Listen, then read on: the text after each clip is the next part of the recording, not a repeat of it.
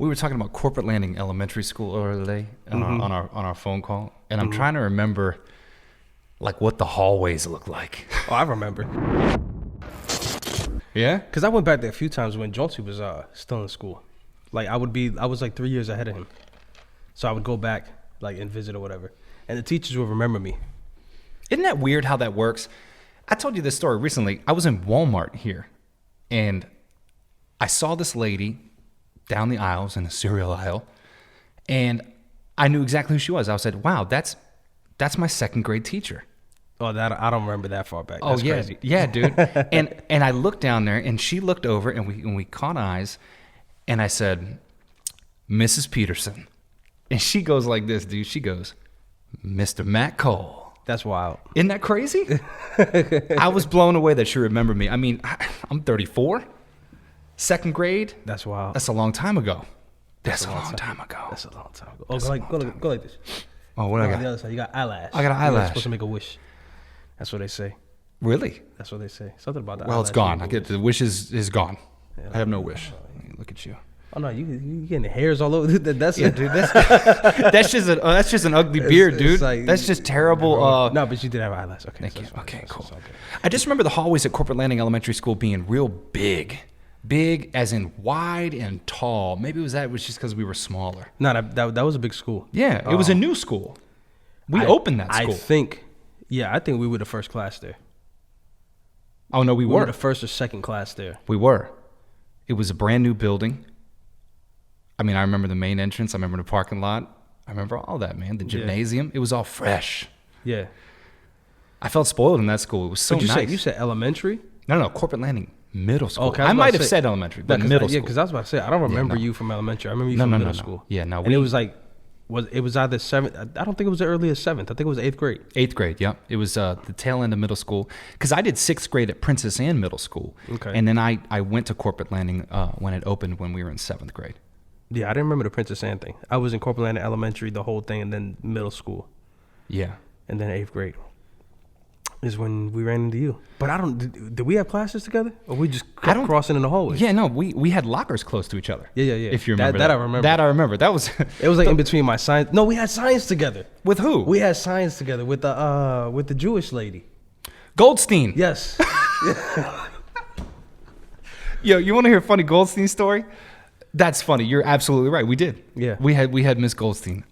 She was a how do I say this? She was a healthy woman. Okay. And I remember one time, you must have been there. Let me know if you remember this. So she's up there on the chalkboard and she's writing, and her body. Oh man. Her body was, as she was writing, she would be, scooting down to the right, and it was her clothes were erasing what she was writing on the chalkboard. Nah. Yeah, and I don't remember. Dude, I was literally like, and little middle school laughs, and I'll never forget this. And this is when I knew Miss Goldstein was the bomb, dude. She was not just a great teacher, she was a great woman.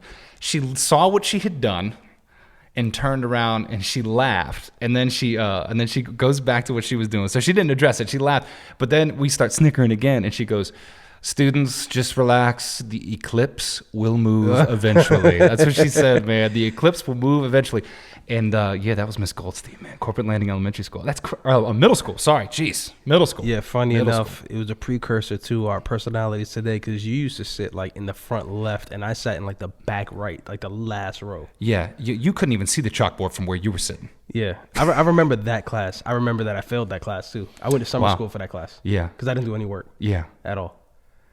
You had to do summer school. Our lockers were right next to that class. No, it was right there. Yeah. Absolutely. That I remember. I remember those lockers well. You used to have all the coolest stuff in your locker, man. I just remember having a couple Dragon Ball Z pictures. Yeah, we would. This is like, this is the beginning of the internet age. No, yeah, they were teaching us, like, that was the first time that people were seeing computers, period. Yeah. Like, they were like, this is a computer, this is how you turn it on. It's wild. It's like you had to turn on in the back of the computer, in the body of the computer, like the back, and then you flick on the switch. Yeah, and it had a big chunky switch. Yep. Yeah, man. Yeah. They were teaching us that, and the printers and all that stuff. Yeah, because you used to print out these Dragon Ball Z pictures from the internet. a lot of them were colors still too. That was like Yeah. before people realized how much ink was costing. Yeah. How much printing these kids were gonna be doing. Like, I'd love to know the numbers on that year on how much colored ink that Corporate Lane Middle School spent on printing Dragon Ball Z pictures. But you would cut them out, and then I started doing it, because you were doing it. You were so cool. Yeah, so I was like, well, I got to get my favorite characters up in here. And then before you knew it, we had a big collage. yours was Gohan. Yeah, I was a big Gohan fan. Yeah. Son Gohan. Yeah, Gohan. That was Yeah. Vegeta. Yeah, you were Vegeta. Still am Vegeta. Yeah, I was about. Still. You should have been Vegeta, and you were Vegeta, and you are Vegeta. That's funny, man. Yeah. Yeah, that's crazy. But then man. after that, you went to Kellum. I did, and that's kind of where our lives kind of parted a little bit. That was like kind of the beginning of us moving away from each other personally and Yeah, because and I don't physically. remember. I think during the summer and stuff like that, like we ran into each other at Nick's house. Yeah, because you guys all went to Ocean Lakes, and I went to Kellum. Right, and then it Because was like I wasn't zoned for Corporate Landing Middle. You know why I went to Corporate Landing Middle? No. David Hobson, my band director. Okay. He was my band director. I was playing drums. I did band in 6th grade, and I became, it was the love of my life. I had this lifelong love affair. Began in 6th grade with David Hobson, playing drums at Princess Anne Middle School. The new middle school opens. He gets the gig to be the band director, and my mom at the time was teaching at Corporate Landing Elementary School. So, I don't remember that. Yeah, I don't remember your mom teaching that. She taught right across the street, and so she would every morning she'd drive me over there because I wasn't zoned there. I didn't have a bus to take. Right. And I went there because I wanted to be in the band with Mr. Hobson, man. I do remember. I remember you being like heavy in the band. Like anytime there was like a I don't want to freaking disrespect it, like a recital or whatever. A concert. A concert, I guess, but it'd be like you and Tim. Yeah, man, me and Tim. It'd just be like 2 people though. So it ain't really like, it's like a talent show, I guess, is what you guys were doing like a lot. Yeah, like whenever no. they had pep rallies and stuff, they'd bring like the guys with the snares come out, and it was Yeah, always that was Matt us, was man. up there like, Yeah, that was us, dude. Yeah, drumming was huge, man. That was, I mean, from 6th grade all the way. I mean, I still play occasionally, but for most of my life, drumming was. That was it. That was it for me. That was literally the only thing I made money from. I was 14 years old all the way till when I got out of the Marine Corps, dude. I had played drums for money. That was it. That was everything I had done. So how did? Okay, so you mentioned the Marine Corps, which Yeah. I already know that. One thing I don't know, because unfortunately I never went into the military. We'll talk about that one day. Yeah, sure. But how does it work when you want to be I don't know this, like when you want to be an instrument player for the military? Yeah, so it's interesting. Yeah, because I always get that. They're like, "Oh, you were in the Marine Corps." I was like, "Yeah." I go, "What'd you do?" "Oh, I was a drummer." So you're in the Boy Scouts. Yeah. Oh, yeah. So okay, yeah. So you weren't in the Marine So Corps? they give It's you, like, they give you a okay. uniform for free. Yeah, yeah, right. So you didn't have to go to boot camp. Okay. Yeah. No, you're fake. No. So Because that's not like, so It's not a normal thing. No, when for I try sure. to go in, you take the ASVAB and all that stuff, Yeah. and on that ASVAB, there's not a qualification for drummer. yeah, no, there isn't. It's interesting. So I found out. It's funny. This is a great story. So I alluded to having a love affair with the drums. When I started to play drums when I was young, when we were 8th grade. Yeah, That's like all I 12 did. years old. It's just everything I did. I didn't really care about school. My studies slacked. All I wanted to do was get better at the drums. I wanted to just learn music and know music and read music and write music and play music. It was just that. Right. And I'll never forget this. This is a very pivotal moment in my life, dude. I don't know if I ever told you this story. I might have. Okay. We talk a lot. Let's go. My mom sat me down one night. I was in high school. I was like a sophomore or something, or a junior maybe. It was sometime, 15, 16 years old. She goes, "Matt, you're not going to just be able to play that drum for a job. You have to do better in school. You have to go to college. You have to do that.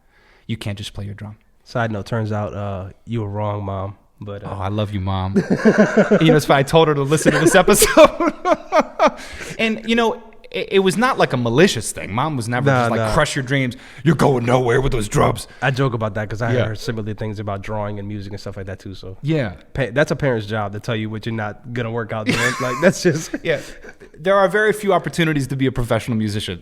She Yeah, was yeah, spot it's on tough. there. It's It's very tough to make it, right? But I took that as a challenge because it was something I was so passionate about. And it was the only thing I thought at the time that I was, any good at. I was kind of athletic, I was okay in school. was terrible. If I really applied myself. It was You terrible. said you were terrible. That was terrible. I could have been much better, that's for sure. I gotta find my last report card, but if memory serves me correct, the class of Ocean Lakes was I think like 374. Yeah. and I was legit like the second to last. Oh man. That was like during the era where that No Child Left Behind thing had started, because And we're like, yes. my grade point average, not joking you, my grade point average was like 0.85 or something. Bro, you showed up, and that's about it. That was about it, and sometimes I didn't show up. Yeah. Maybe that's why you never saw Goldstein scrub herself across a I chalkboard. wasn't there. I wasn't You there. just weren't, Like, maybe you weren't there. Hey man, to each their own, dude. Because I wasn't there, I ended up being there in summer. That's Yeah. I remember when she told me. She said, "There's no amount of extra credit I can give you to give you a D."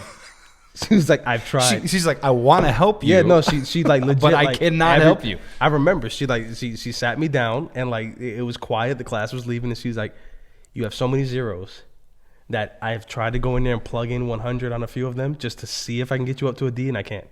She's like, she told me I was the first student she ever failed. And here I am with a multimedia company. Yeah, that's right, baby. And Fail me now, baby. yeah, what's up? This is where we got now. We got Shure microphones on boom stands, I baby. didn't fail you, you failed me. Yeah, man. That's funny, dude. You were the first, man. Yeah, she let me know that like 12 years old. You're the first. It didn't really hit me either. Like I was more concerned about when I get home, I'm gonna get killed by my father. Yeah, no, it wasn't about the grades. It was about what was coming at the end. I did well enough to not get like murdered, like literally murdered. Like I did well enough to like get home. It was like I'm improving. Like, oh, here's a funny story. I don't know if I told you this. This stuff is just gonna get me in trouble anyway. But No, whatever. it's okay. It's okay. Let's just do it. That's what we're here for, man. Let's I'm go. even laughing about it. But, This is real life. So y'all. when we left New York, we came down here, and I get like the first report card, and my dad is like, he's like, "Oh, you're doing well or whatever. You got a bunch of E's," and I'm like, for half a second, I'm like, "Ugh." And my mom was like, "Nah, down here E is failing because in New York E is excellent." Excellent. Yeah. E is not excellent in Yeah, Virginia. it's like you're not doing excellent. It's like, oh, so from that day forward, it was just That's funny. what do you call it? Corporal punishment. Corporal punishment, man. Yeah.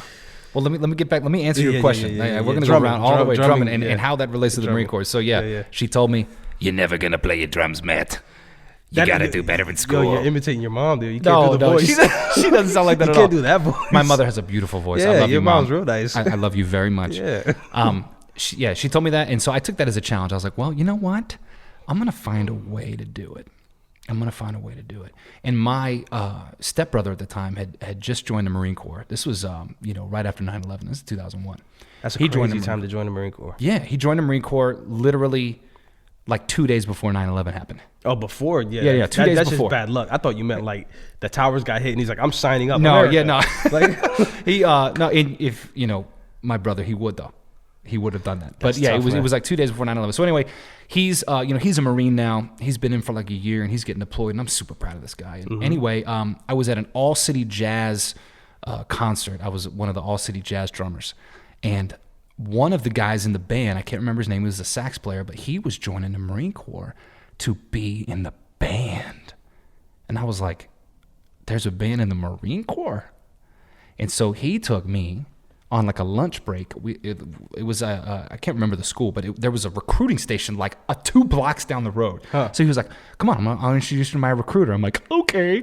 So I walked down there and I get in there, and sure enough, this recruiter is, of course, he was very persuasive, very nice, good-looking guy. He's in his uniform, and he hands me the pamphlet. And there's a Marine Corps musician program, MEOP is what they call it. what is me out? MEOP, Musicians Enlisted Option Program. Dude, they're gonna kill me in the comments if I don't know what that was. I think that's what that was. I don't remember. Dude, it's so long ago.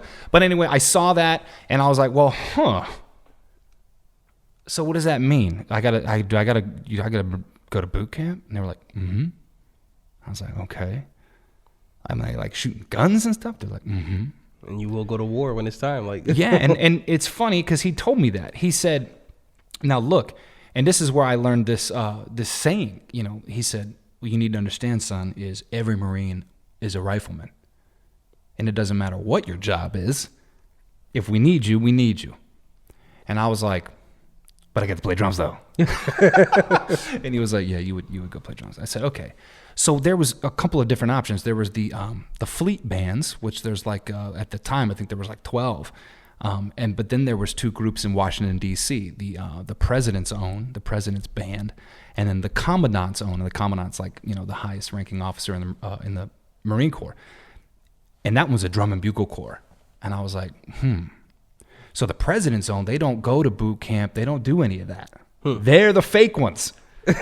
No disrespect, but you're fake. But what is that?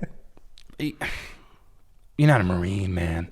So the drum and bugle corps, they were like, no, that's you got to go to boot camp, you got to go to Marine combat training, MCT, a lot of acronyms, MEOP, MCT. But then you get to go do that, and I was like, okay. And I secretly decided that I was going to do that. I was like, I ain't going to tell my parents, I ain't going to tell my friends, I'm not going to tell anybody. I'm just going to start practicing. I'm going to talk to a recruiter. I'm going to see what I need to do for the audition. And I got all that material, and me and my dad, unbeknownst to my mom and my stepdad and everybody else, he would kind of drill me for like months. Whenever I was with my dad, every other weekend, we would sit down and he'd be like, okay, play me a double paradiddle. Open, closed, open. Start slow, get fast, and then get slow again. I'm like, okay.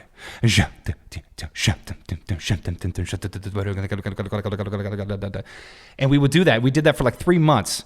And then we started doing an audition tape, and my dad got a camera, and then we did the audition tape, and then I told my parents about it, everybody else, and I sent the audition tape up to the Marine Drum and Bugle Corps in Washington D.C., and I guess they liked the tape enough to have an audition in person up in D.C., and I went up there, and I did okay on the audition, and I got in, and the next thing was, okay, go take this letter to a recruiter, and you're gonna go to Parris Island.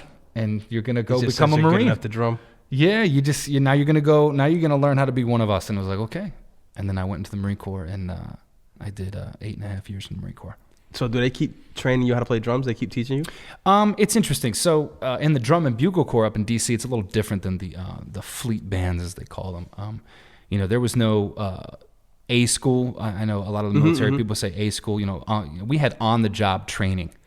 So I just went straight from boot camp to Marine Combat Training Camp Lejeune, and then headed straight up to DC for on-the-job training for But you don't get like, as part of your job, you don't end up going to like a Mr. Hobson. Like you don't have a music teacher anymore. No, not in the Marine Drum Bugle Corps up in DC. Everybody else that would be in the fleet bands would go to an A school here at Little Creek, actually, where you do 6 months and you would get instruction. So it's up to you though to keep your skills up then? Yeah, no, and the cool thing about being up there in DC is all those guys and gals were incredibly talented. I definitely was the worst of the bunch for sure.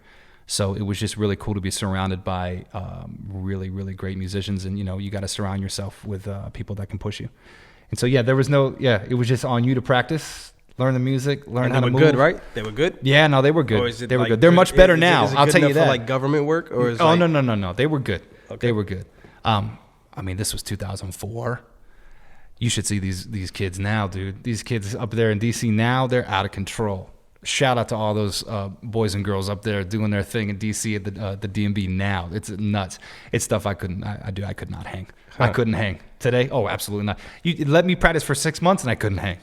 Those guys are out of control, man. It's just everybody's evolving, man. Right. Everybody's evolving. But yeah, man, well, thank you. Thank you for letting me talk a little bit about that. That's nice, man. That's good. Dang. That's interesting. I didn't know about that. Yeah, no, it's cool. And the cool thing about being in the Marine Band, it was, it harkens back to what that gentleman told me. He said, every Marine rifleman. So, every year you'd have to requalify on your rifle.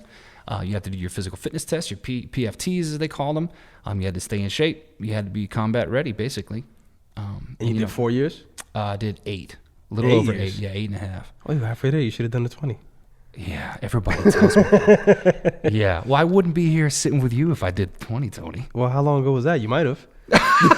You make a good point. You make a good point. There's a lot of friends on Facebook right now and on Instagram that are still in that.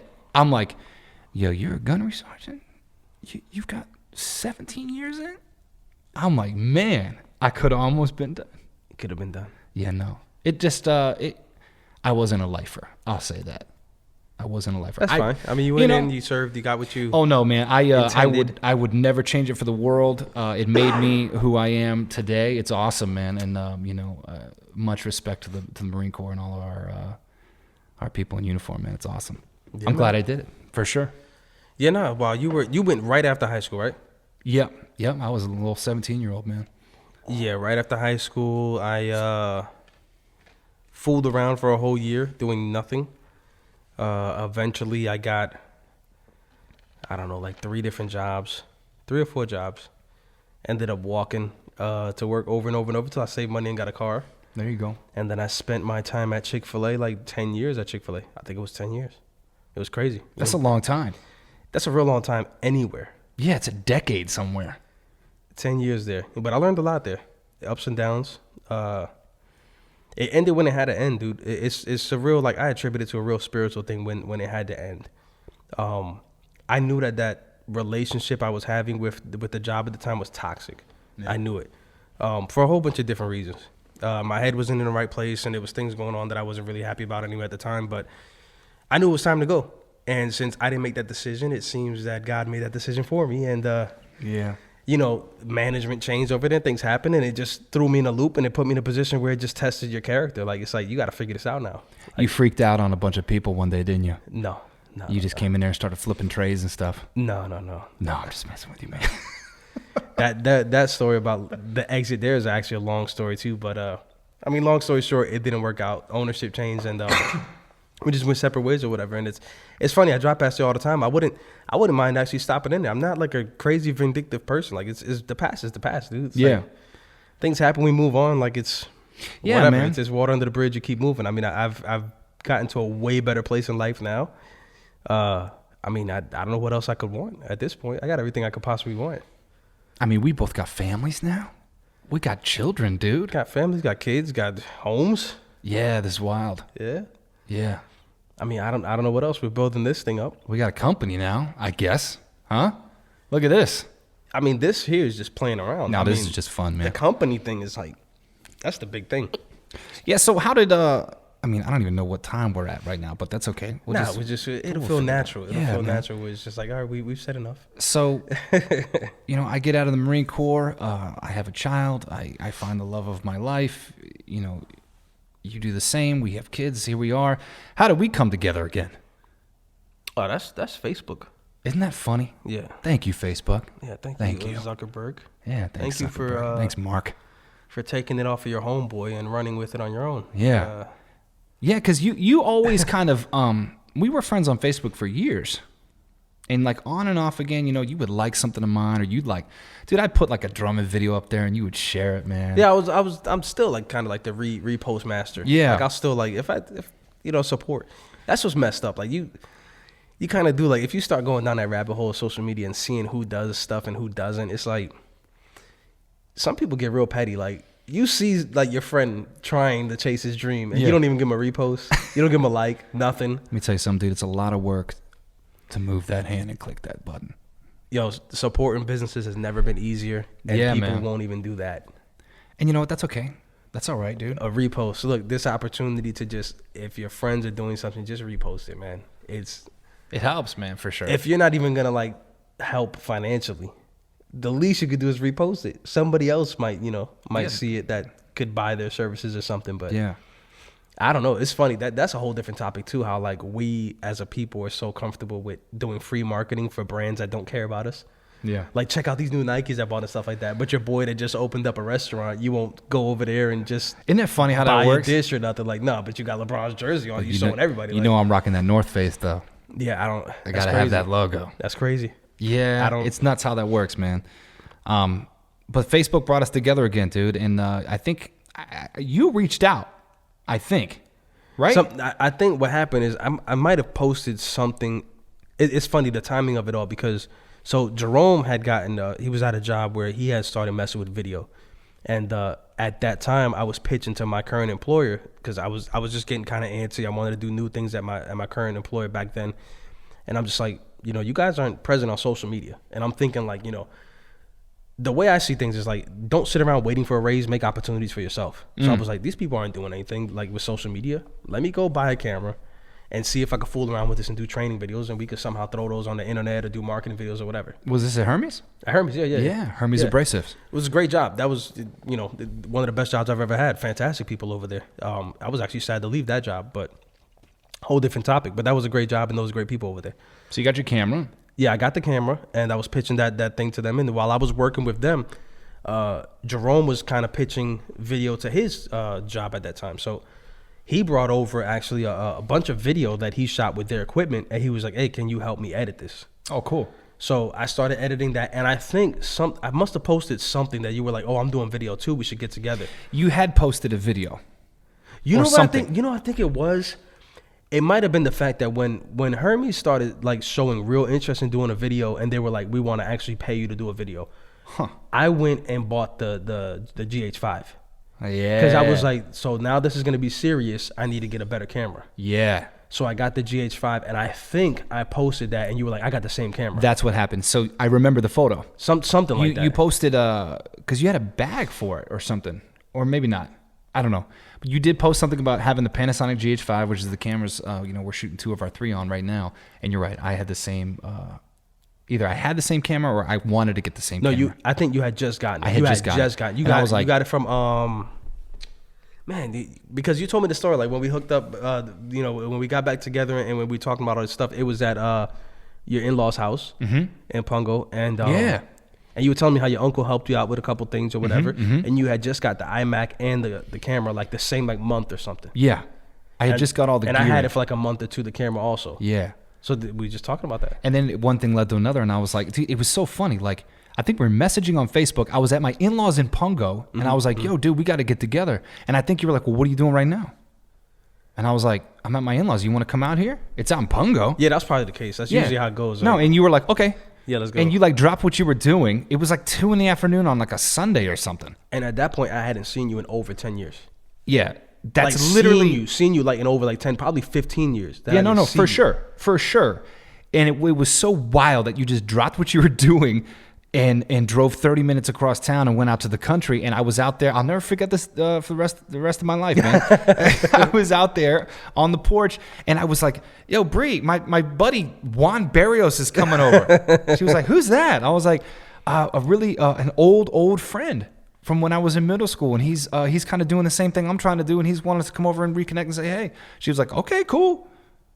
And then you showed up, dude, and I was like, yo, is this real? Is this happening right now? Yeah. And that was it, dude. And then, I mean, we sat out on that porch for like 2 hours and just caught up. I think Bree's mom had made like tacos or something. She gave us something to eat, which was really nice. She brought out she some ain't know food. me. Bree didn't know me, and that was real nice. And then it begins right then. That's where it begins. And I mean, right off the beginning, we were talking about from that moment, it was already like we're both business minded. Yeah, we shared very similar aspirations in terms of where we want to be and what we want to be doing and who we kind of want to be working with and how we want to work and the end product and the end goal. And it really all stemmed from we want to do something that we can both pass on to our kids. Yeah, that was kind of like the thing, right? The family thing was always the driving factor, and it was also we touched base a little bit on just life through a bunch of curveballs at both of us, different things, different upsets and ups and downs or whatever, and we both agreed it's like it's the time is over of leaving your life in somebody else's hands. Yeah, like I think that's really what it was, and I think that's what we talked about most that day. Yeah, it's like the idea of, and there's no disrespect to anybody that has a job or no, job. Everybody has to start somewhere, and if you like that, then that's fine. Find your own happiness. Yeah. But the conversation we had was due to different disappointments, heartbreaks, being let go, whatever the heck was going on in life from work and personal life and stuff like that. We were just like, enough is enough. You could either complain and wait for somebody else's mercy to pick you up and give you a raise, or you could do something yourself. And go find it. So we're like, do something yourself. Like, what's the issue? Like, that's really the thing. Like, and I get in trouble for that all the time because I got a problem with, even though I'm good with words, writing them down, sometimes I come across abrasive. So sometimes when I'm trying to motivate somebody, like if I'm trying to tell them you can do it, it comes off as you're a bum, you're horrible, and you deserve where you want to be. And it's more like, my mindset is like, I know it comes across that way sometimes, but I get so pumped up. It's like sometimes I forget, like, you do have to keep in mind people's feelings or whatever. Like, fine, you and your feelings. Yeah, you should, Tony. We got to address your feelings before we can even speak. I wish people, well, anyway. Look, the point is, like, I had got to a point where it's just like, look, I say this all the time. I don't consider myself the smartest person in the world. I don't consider myself very smart to begin with. I think I am lazy, so I work hard. I work hard because I'm lazy, because I don't want to do it twice. Yeah. I value too much my time in front of the PlayStation, right? So if I mess around and do this job wrong, I know I'm gonna have to do it again, go back and do it again. So I work hard because I'm lazy. And I tell people, look, it's not impossible, man. I didn't come from a family that had a whole lot. We had enough. You know, we did not go without.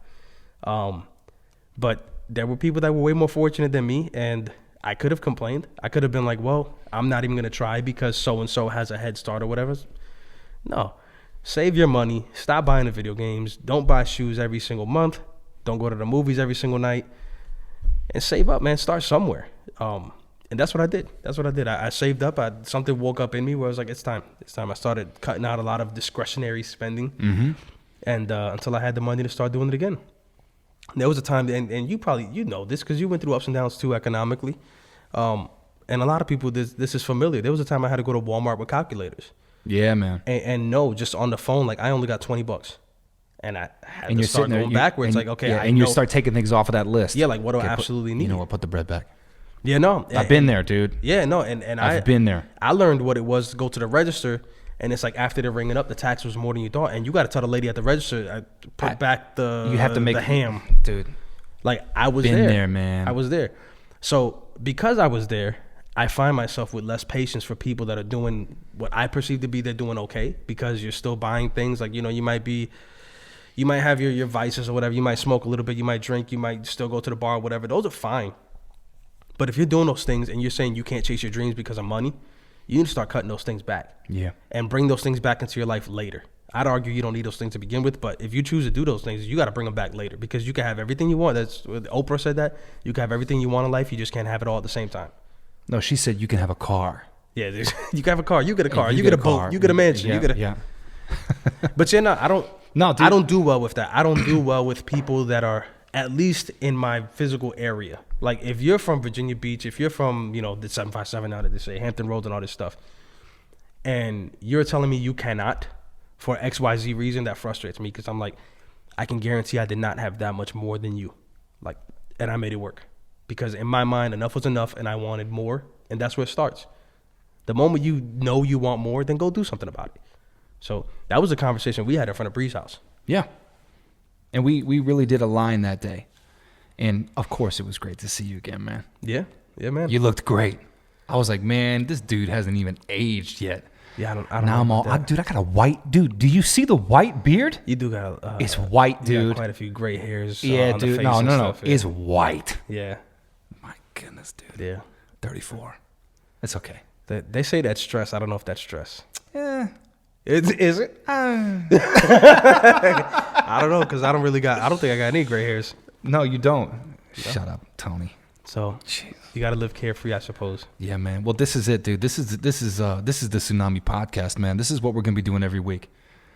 This is easy. I can't wait for more people, like for people to come on. I was gonna say more people. No one's been on. Well,